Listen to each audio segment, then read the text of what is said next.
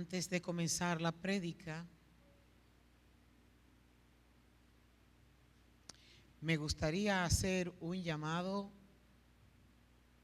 a las personas que están enfermas para que vengan aquí al frente y orar por ellas.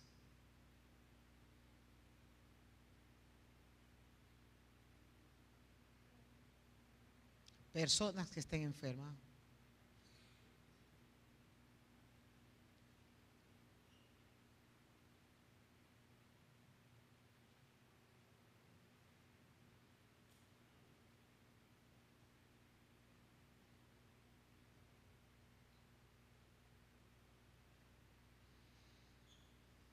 Hay poder en la oración.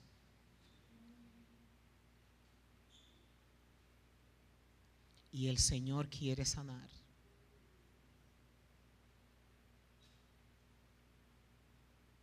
Es un acto de fe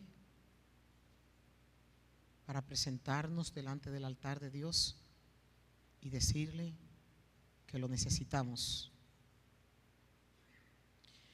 Los médicos dan diagnósticos, pero Dios es el sanador.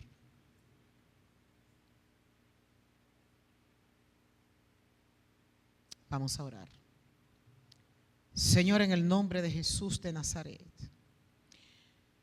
aquí hay un pueblo que ha venido con debilidades físicas y recurre a tu auxilio, pidiéndote que tu poder sanador se mueva en medio de sus cuerpos. Nosotros creemos que tus milagros están activos todavía y creemos en el poder de la oración, y por eso elevamos un clamor delante de tu trono para que por favor, Señor, sanes las dolencias de los que han pasado aquí al frente. Padre, la gloria y la honra te la daremos a ti. Oh Padre celestial, todo dolor, todo diagnóstico, todo problema respiratorio, todo problema de columna, todo problema cardíaco, todo problema, Señor, de vientre bajo, todo problema, oh Padre celestial, aún de cáncer sin ser anunciado, nosotros lo ponemos delante de tu presencia.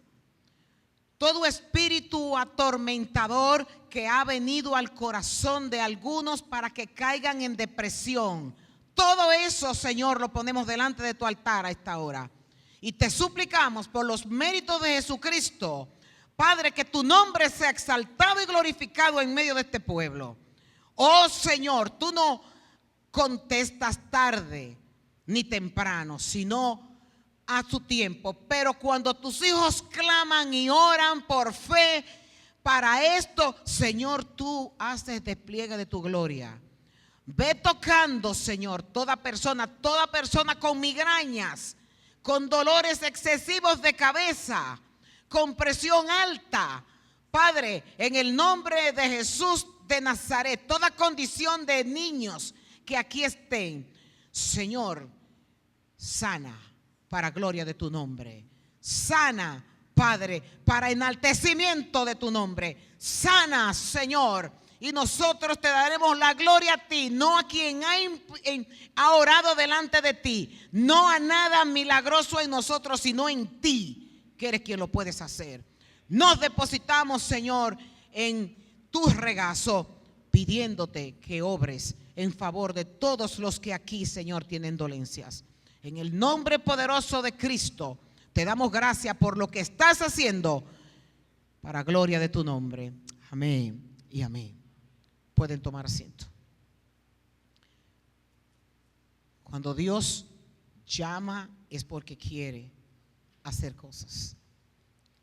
Quiero por favor que me acompañen en la carta de Santiago, en el capítulo 2, Santiago capítulo 2. Santiago capítulo 2. Vamos a leer a partir del versículo 14. Santiago 2, verso 14.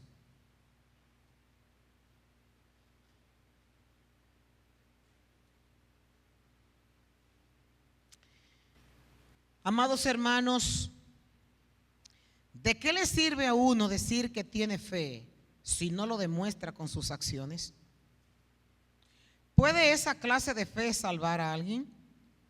Supóngase que venga un hermano o una hermana que no tiene qué comer ni con qué vestirse, y uno de ustedes le dice: adiós y que tengas un buen día, abrígate mucho y aliméntate bien, pero no le da ni alimento ni ropa.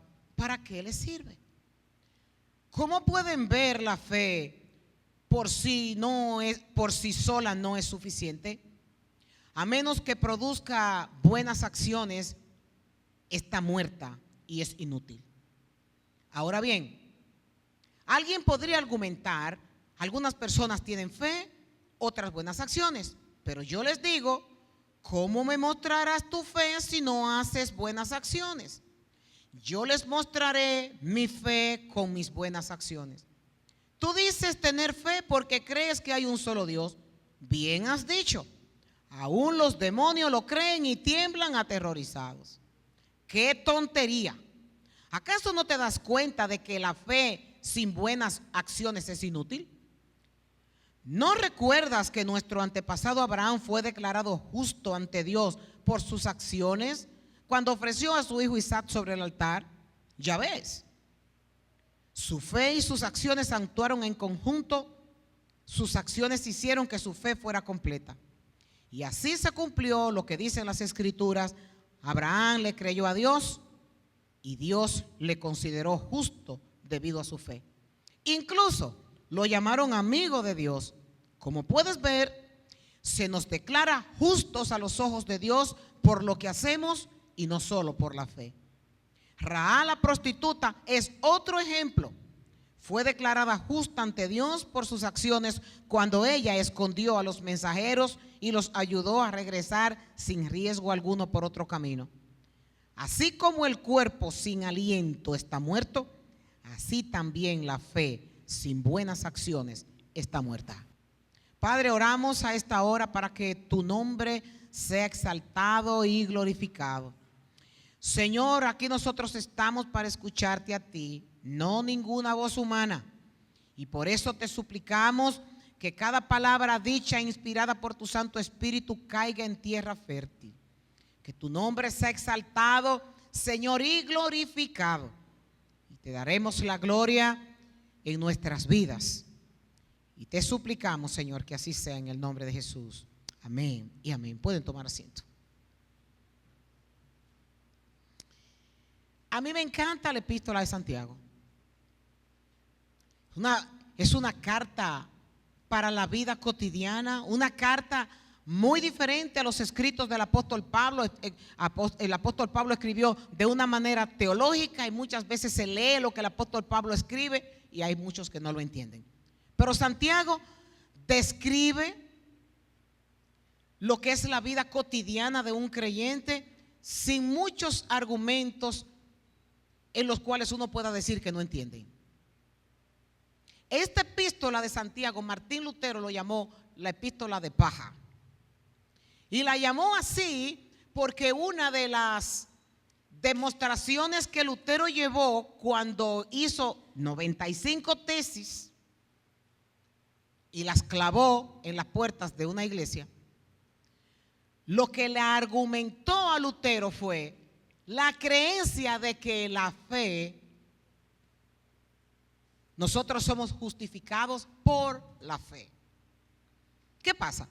Martín Lutero venía de la iglesia tradicional católica, donde en ese tiempo se estaban vendiendo indulgencias, se estaban vendiendo unos permisos para ir al cielo. En ese tiempo se quería construir lo que nosotros ahora vemos como el Vaticano. Se necesitaba dinero y no había, y la iglesia comenzó a hacer dinero vendiendo salvación. Si usted tenía mucho dinero, usted iba a tener un buen sitio en el cielo. Se llamaba indulgencia esto. Si usted daba $2,000, $3,000, el puesto que tenía era un puesto inferior al que daba $1,000,000, pero iba al cielo. Solo tenía que dar dinero. E incluso iban de lugar en lugar para decir que los muertos estaban gimiendo. Hasta hace poco fue que se dijo que no había purgatorio, sino que de la muerte a la vida eterna o a la muerte el infierno eterno. Hasta hace poco la Iglesia Católica reconoció esto. Pero lo que se hacía era que se iba de pueblo en pueblo y se decía que los muertos que estaban en el purgatorio necesitaban que usted los sacara de ahí, que si usted pagaba, los muertos salían del purgatorio, entonces se iban a ir al cielo. Todo esto era un tipo de negocios para poder tener los ingresos que se querían. Todo esto está en la historia para el que no me crea. Solamente tienen que leer y lo van a encontrar. Esto no es un invento de la pastora. ¿Qué pasa? Lutero se levanta en contra de esto y cuando se encuentra con esta epístola en donde Santiago dice que la fe sin obras está muerta, cuando él estaba diciendo que solamente por la fe era que nosotros íbamos a ser salvos, él no estaba mal con lo que decía. Claro, nosotros por la fe es que somos salvos. Ahora bien, añadido a esto, una fe, después de obtenerla, tiene que dar demostración de que existe. En Efesios, en el capítulo 2, verso 9, dice, corroborando lo que Lutero dijo, que no era por obras para que nadie se gloríe. En Romanos 3:28 dice que nosotros somos justos a los ojos de Dios por medio de la fe, no obedeciendo la ley. En Tito 3:5 dice que Dios nos salvó, no por obras de justicia, porque nosotros hayamos hecho algo.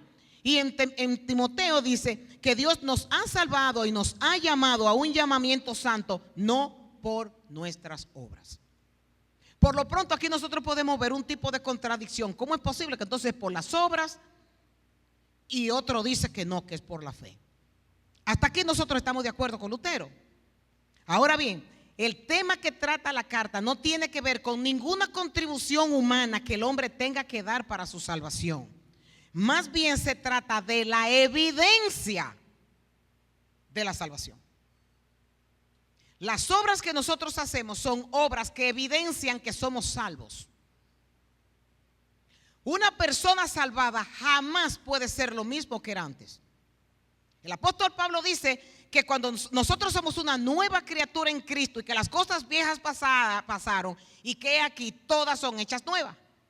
Eso significa que ni nuestra manera de pensar, ni nuestra manera de andar, ni nuestra manera de la percepción de las cosas puede ser igual. Somos una criatura nueva.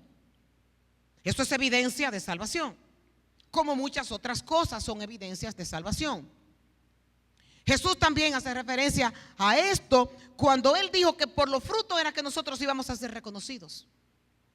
Y en una ocasión el Señor Jesucristo también dice, no todo el que dice Señor, Señor entrará al reino de los cielos, sino todo aquel que hace la voluntad de mi Padre.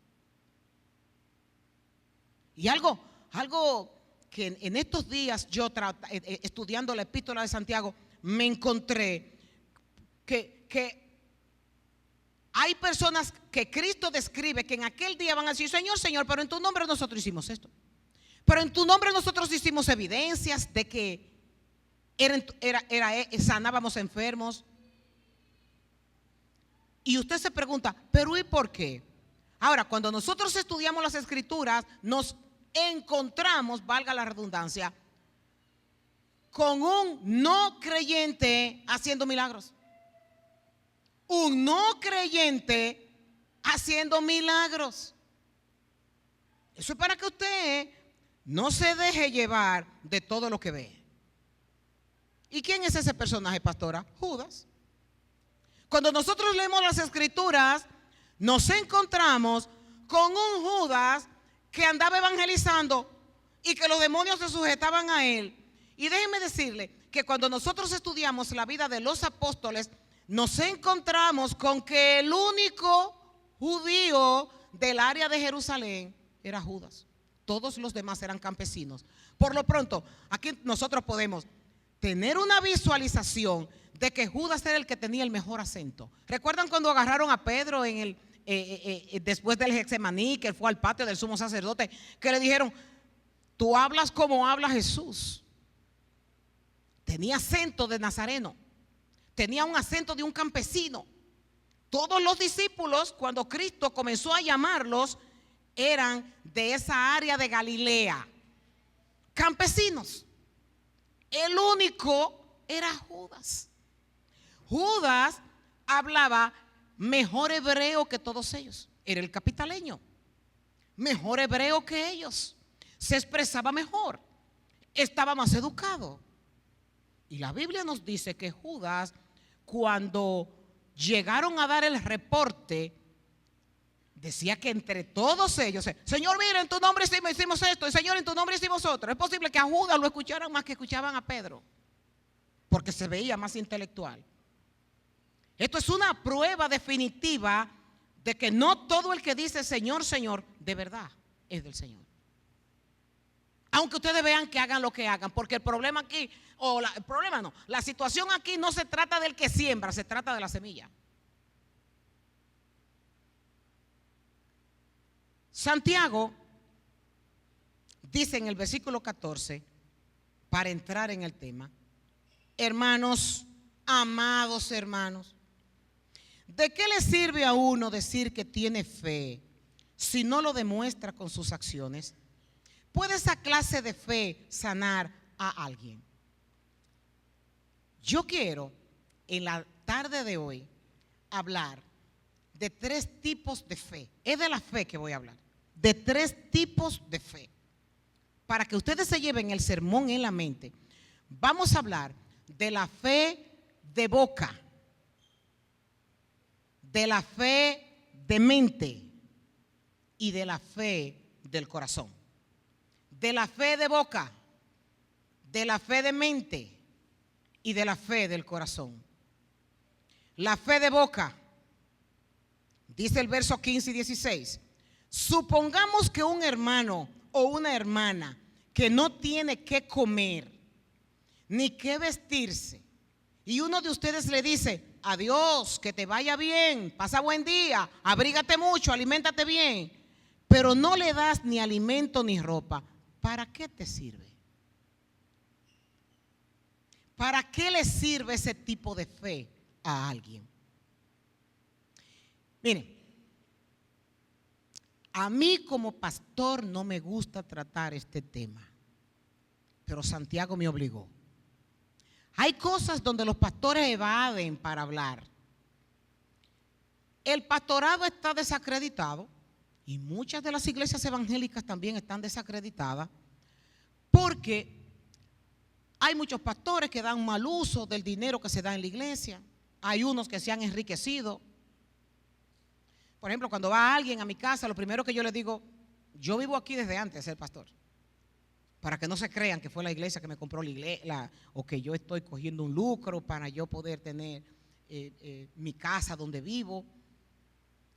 Lo aclaro porque está desacreditado el pastorado y también está desacreditado muchas de las iglesias evangélicas. Ahora bien, hay temas que en la Biblia o sí tú las hablas, hoy lo tienes que hablar. Y este tema yo lo tengo que hablar.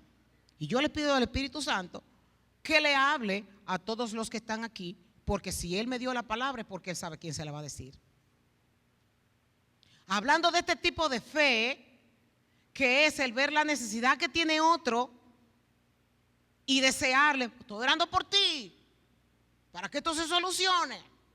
Mire, mi hermano, la persona cuando se convierte para dar evidencia de esa fe que habla Santiago, tiene que pasar por 3 conversiones: la conversión del corazón, la conversión de la mente y la conversión del bolsillo. Esta conclusión salen de las mismas palabras de la boca de Dios. Cuando el Señor llamó al pueblo de Israel a través del profeta Malaquías para que se convirtieran a Él, el objetivo de Dios fue el bolsillo. Oigan cómo dice Dios: volveos a mí y yo me volveré a vosotros, dijo Dios. Y el pueblo preguntó: ¿cómo nos volveremos hacia el Señor? Dios no dijo arrepiéntanse. Dios no dijo abandonen el pecado o trátense bien los unos a los otros. Lo que Dios dijo fue: paren de robarme. Traigan mis diezmos y las ofrendas a mi casa, y la situación de ustedes va a comenzar a cambiar para mejor. Aquí se está parafraseando, pero eso fue lo que Dios dijo. La única verdadera convicción está en el bolsillo. Hace un tiempo, como esta es una iglesia pequeña, yo puedo hablar de familiaridad. Cuando mi hijo William fue conmigo a Honduras, nosotros estábamos en una cabaña solitos, él y yo. Como cuando usted está con su niño chiquito, él en una cama y yo en otra, mirando para el techo, esperando que pasara el tiempo para lo que teníamos que hacer. Ni teníamos carro y no podíamos ir a ningún lado, desconectados de teléfono, hablando de todo. Yo le decía a mi hijo: te quiero dar mi testamento en vida y te lo quiero decir de mi propia boca para que no lo leas en un papel. Suelta el bolsillo para Dios y Dios se encargará de darte todo lo que tú necesitas. No seas agarrado para las cosas de Dios, porque si lo haces vas a estar peleando contra Dios. Ese es mi testamento contigo. Acuérdate de los pobres y de la necesidad de tu iglesia local. Y hasta no hace mucho tiempo fue que él me dijo: mami, entendí perfectamente qué fue lo que tú me dijiste. Miren, la predicación no se trata de usted venir a hacer un despliegue de su vida para que el otro se impresione por lo que usted le pueda decir. Esto también ustedes lo saben, pero a lo mejor los que están de visita puede ser edificante para él. Yo me quedé sola con 2 adolescentes, 4 hijos, sin tener 0 para mantenerlos. Y tengo a uno de mis hijos aquí que es testigo. Que él veía cómo yo me hincaba de rodillas porque no tenía ni con qué pagar la luz de mi casa. Tengo 2 hijos aquí. Recuerdo que mi niña Edith tenía 14 añitos trabajando en una pizzería. Y ella me vio llorando porque no tenía con qué pagar la luz. Y todo el dinerito que ella se ganó trabajando en esa factoría con 14 años, me dijo: mami, vamos al banco. Vació su cuenta para dármelo todo a mí para que yo pagara la luz de la casa. Y yo me paraba en el driveway de mi casa y yo decía: yo no quiero vivir aquí, Señor, no quiero. Yo quiero una casa chiquita donde yo la pueda mantener. Y muchos de los que están aquí saben, porque yo he contado este testimonio, que yo una vez estaba tan desesperada porque no calificaba para seguros médicos para mis hijos. No calificaba para ningún tipo de ayuda, nada. Era como en un desierto en donde yo solamente podía mirar al cielo y decir: ten misericordia de mí, Señor, y ayúdame. Mi casa nunca se pagó tarde. Los biles se pagaron a tiempo. Y yo les puedo decir que yo no sé de dónde salió todo.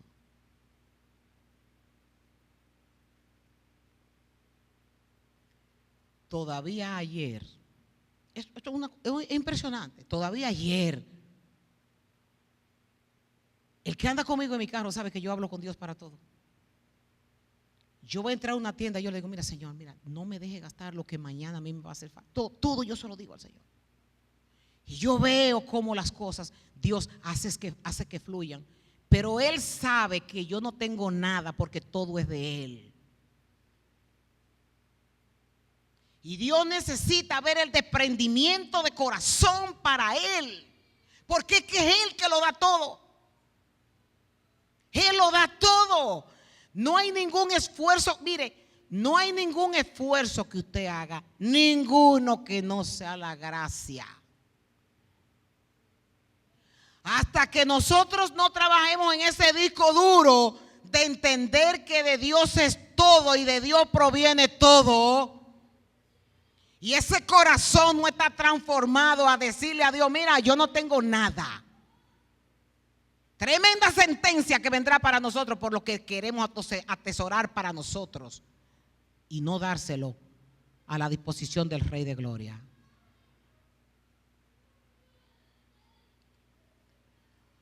El dinero es el Dios de este mundo. Cuando Jesús dijo que es imposible servir a dos señores, el otro señor mencionado fue el dinero. De tantos otros dioses en este mundo, ese fue el que Cristo mencionó, el dinero.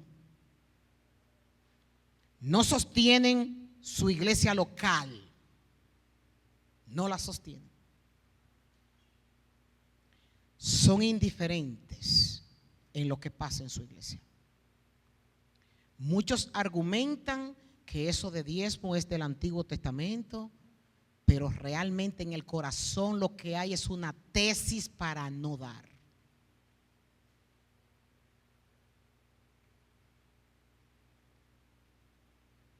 En este lugar se paga luz, este lugar se mantiene. Y nadie pregunta cómo nos estamos manteniendo. Y se los digo, yo no ando husmeando en finanzas, pero vi y se me partió el alma de ver realmente lo poco que quieren su iglesia. Si no sientes culpabilidad por no cumplir con esto, pídele a Dios que lo haga.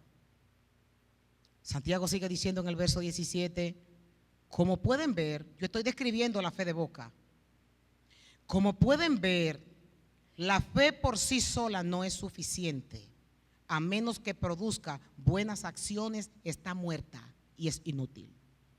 Santiago plantea una discusión entre un creyente que dice con su boca que tiene fe y otro que dice que tiene obras. Esta es una de las declaraciones más importantes de la carta, de que la fe que salva se ve a través de las obras. Ahora voy a entrar al punto 2, la fe que es en la mente. El hombre tiene en su cabeza un conjunto de verdades bíblicas fundamentales que pueden abarcar toda la Biblia y no haber nacido de nuevo. El saber Biblia no garantiza que usted ha nacido de nuevo. El usted conocerse la Biblia de tapa a tapa no significa que usted es un nuevo creyente. El no haber nacido de nuevo, el conocer las técnicas de la salvación sin tener la experiencia de la salvación. La experiencia de la salvación produce en una persona un cambio radical en todos los sentidos, no solamente de boca. Santiago nos da otro ejemplo. Estamos hablando de la mente, de la fe en la mente. La fe intelectual, la fe que sabe. La fe que puede describir claramente cuál es el plan de salvación. Te habla de mucha teología y sabe mucho, pero solamente está aquí.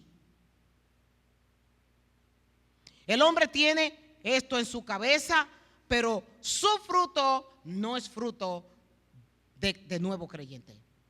Santiago nos da otro ejemplo en el verso 19 y 18. Ahora bien, alguien podría argumentar, algunas personas tienen fe, otras tienen buenas acciones, pero yo les digo, ¿cómo me mostrarás tu fe si no haces buenas acciones?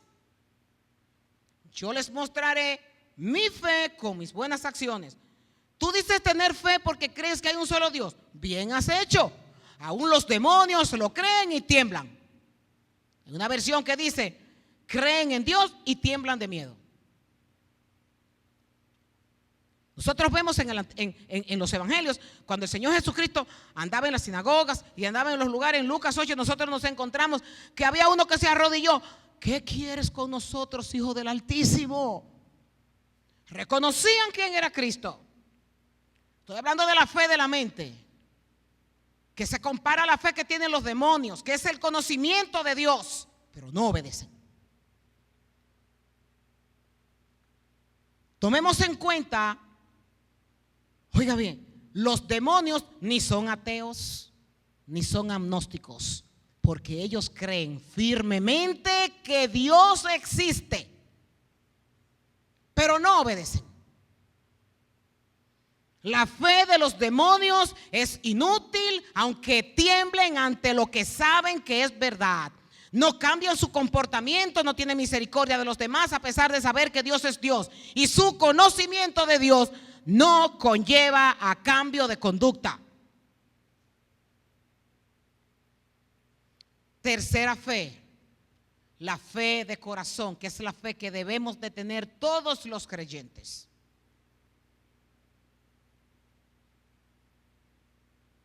Santiago usa a Abraham como ejemplo, acompañado de obras. Dice en el verso 25, de igual manera, ¿no fue justificado también la prostituta Rahab por las obras cuando recibió a los mensajeros y los envió por otro camino? La Biblia nos describe en Génesis, en el libro de Éxodo, en el libro de Números, de que esta mujer vivía en Jericó y ella había escuchado los milagros que Dios había hecho a través del pueblo de Israel. Y ella arriesgó su vida y la vida de su familia para esconder unos espías que habían venido de parte de Josué para investigar cómo podían atacar la ciudad de Jericó. Arriesgó su vida y la vida de su familia. Se puso en contra de su gente, a la gente que ella pertenecía. Porque en esto se trata de que usted tiene que dejar todo atrás, solamente convencido de que Dios puede hacer las cosas.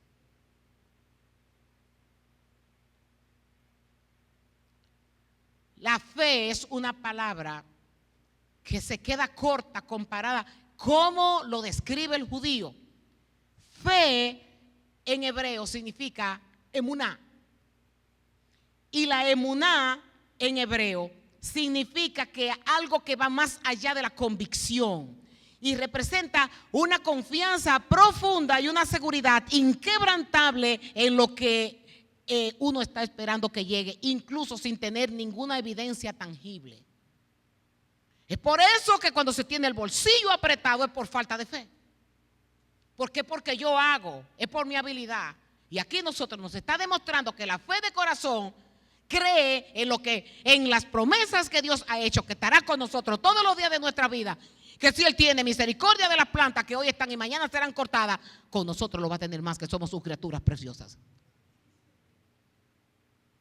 Es una forma de vivir la emuná con calma y esperanza, comprendiendo que no es necesario controlar todos los detalles para nosotros experimentar plenitud. Emuná implica una confianza plena en que Dios sostiene todo y que aunque no se tengan todas las respuestas, hoy hay un orden superior a lo que nosotros vemos. Se refiere a creer incluso cuando la situación es difícil o incierta y no está basada en la razón, sino que está basado en la fe que tenemos en que Dios es el Todopoderoso.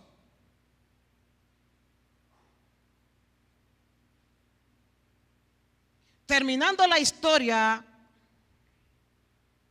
de mis pruebas, yo estaba desesperada y quería salir de la casa donde vivía y irme Dios sabía que yo quería mudarme en una casita chiquita donde no me diera ningún dolor de cabeza y yo poder estar en paz con mis hijos, porque tenía a mis hijos agobiada. Y hay un ejercicio que se llama Ibodedut. Es un ejercicio judío. El ejercicio consiste en que usted dura 40 días orándole al Señor 1 hora por algo específico. Y yo duré eso fue antes del COVID. Y yo duré esos 40 días de rodilla, esa hora específica. Yo tenía una alarma para ni hacerlo antes ni después. Señor, ayúdame a salir de esta casa. No puedo con esta carga. Y llora y llora y llora. Y era una agonía cada vez que yo iba a esa hora, porque yo quería conmover el corazón de Dios con mis lágrimas. Y cuando voy como por el día 35, siento que en oración el Señor tiene misericordia y contesta mi alma y me hace sentir: es que esta no es tu casa, es mía, y yo te tengo viviendo en ella. Tú eres mi mayordomo. Y yo comencé, llora. Usted, cuando Dios quebranta el corazón, cuando Dios le habla a usted, llora. Me levanté de mis 40 días entendiendo de que no era con mis fuerzas, sino que eran con las de Él. Y proveyó tanto sin yo hacer nada, que le tengo una fotografía al cheque con el que se pagó la casa completa. Guardada la tengo, para que cada vez que yo la vea, como cuando Él le dijo a Moisés: escribe todo lo que está pasando aquí para que después en el futuro no se olvide de lo que yo estoy haciendo. Tengo mi cheque que lo abro. Y estábamos en COVID en ese tiempo. Los bancos era por appointment, que aceptaban que la gente fuera. Y yo me quise dar el gusto de ir a Wells Fargo a decir: no te debo más, ábranme la puerta hoy. ¿Y qué usted quiere? Yo lo podía hacer online, pero no quise. Necesito que me den una cita, tengo que ir allá. Me dieron una cita como dentro de una semana. ¿Y en qué la podemos ayudar? ¿A qué usted quiere venir? Yo quiero pagar mi casa. Tengo que decir un lenguaje humano, pero yo sabía que no era mía, que era de Dios. Y cuando me abren la puerta con mi mascarilla y todo, ¿en qué le podemos servir? Quiero pagar mi casa.